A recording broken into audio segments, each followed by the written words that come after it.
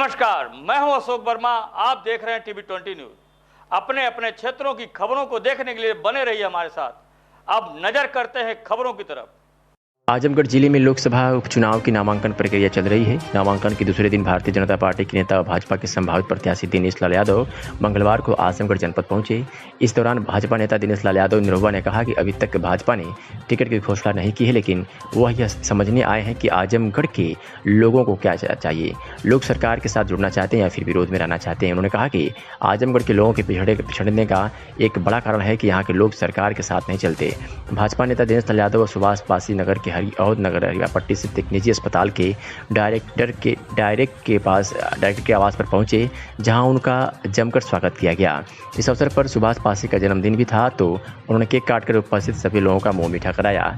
इस अवसर पर चेयरमैन ऋतिक जायसवाल और विशाल जायसवाल ने अतिथियों को बुके देकर स्वागत किया। इस दौरान भाजपा नेता दिनेश लाल यादव ने क्या कुछ कहा, आइए आपको सुनाते हैं। कि अब यहाँ थोड़ा सा एक मुद्दा ऐसा है जिसको अगर लोग समझेंगे, थोड़ा इमोशन को अलग रख देंगे और जब हकीकत जो है उस पर अगर आएंगे, जो आपने सवाल भी किया कि जो समस्याएं थी जहाँ की तहाँ रह गई। क्यों रह गई? क्योंकि उनको भी पता है कि वो कुछ करें ना करें, वो आए ना आए, पर यहाँ के लोग उनके साथ ही रहते हैं। तो यही सबसे बड़ी वजह है कि आपकी समस्या ही रह जाएगी अगर आप किसी भी व्यक्ति को इतनी छूट दे देंगे कि हम आप ही को चुनेंगे, आप कुछ करें या ना करें। तो क्यों करेगा भाई आदमी? उस आदमी को अगर ये भय हो कि भाई अगर हम यहाँ नहीं जाएंगे, यहाँ की समस्या को नहीं सुलझाएंगे और हम समय के साथ नहीं चलेंगे, हम विकास नहीं करेंगे, तो लोग हमको नकार देंगे। जब इतना डर किसी भी नेता के अंदर, किसी भी व्यक्ति के अंदर होगा, तो ही वो डरेगा और वो काम करेगा। तो मुझे लगता है कि अब ये आजमगढ़ को सोचने की जरूरत है कि भाई एक बार तो कम से कम बताना चाहिए आजमगढ़ को कि आप बीच में छोड़ के चले गए। हमने आपको चुना था, आपको मौका दिया था, पर आप छोड़ के चले गए।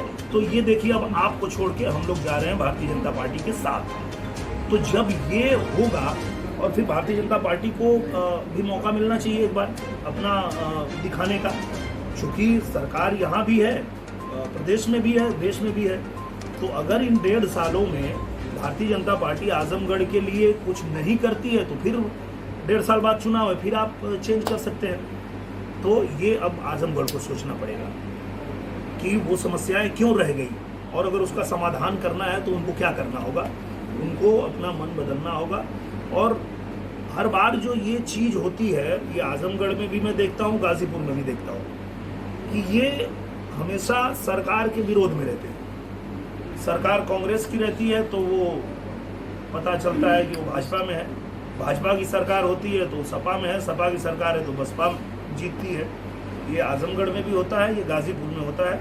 और मुझे लगता है कि आजमगढ़ और गाजीपुर के पिछड़ेपन होने का सबसे बड़ा कारण यही है कि सरकार के साथ नहीं चलते। पूरा देश जो चाहता है वो आपको भी चाहना पड़ेगा, आपको भी समझना पड़ेगा कि देश किधर जा रहा है, देश क्या चाहता है, पूरा प्रदेश क्या चाहता है। पूरा प्रदेश एक तरफ और आप एक तरफ रहेंगे तो कैसे आपका विकास होगा? आपको भी तो उस सुर में सुर मिलाना पड़ेगा ना। जिधर पूरा प्रदेश चल रहा है आप भी चलिए।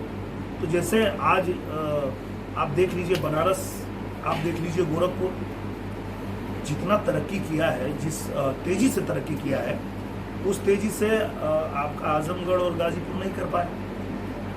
तो ये हम लोगों को सोचने का विषय है और हम लोगों को इस पे काम करना पड़ेगा। और इसलिए हम लोग तो पूरी ताकत लगाएंगे कि आजमगढ़ में भारतीय जनता पार्टी की जीत हो, ताकि हम लोग सरकार के साथ में इसको जोड़ के और सरकार की जितनी योजनाएं हैं वो सब लेकर के आजमगढ़ में